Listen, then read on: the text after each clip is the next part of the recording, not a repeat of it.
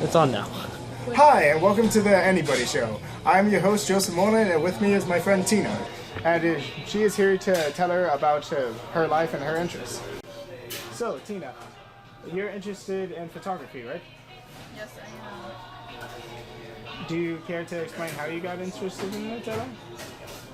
Getting into photography, it was my 8th grade year in middle school when I first noticed people working on the school yearbook and taking pictures and working mainly on photos and writing pieces.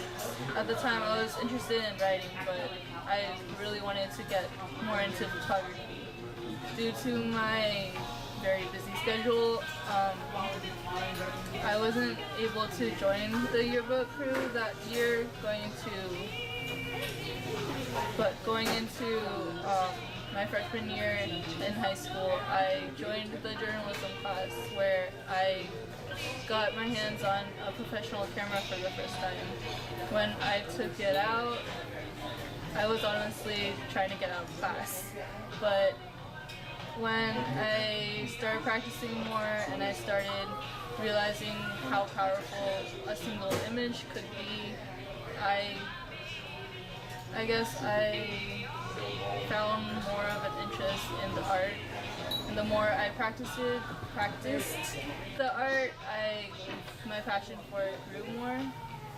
Soon I was one of the major photographers for the team, and my works were used a lot for the school yearbook, school newspaper, stuff like that. Do you like to specialize in any type of photography, or you mentioned journalism. Is that something you like to specialize in?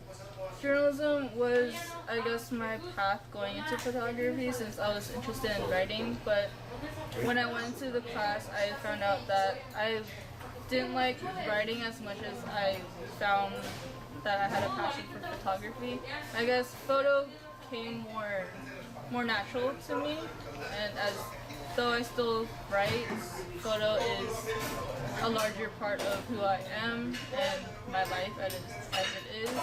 For my preference for photography, I would love to try and practice with all of the different types, like landscapes, portraits, still lifes, and all the other things you could shoot.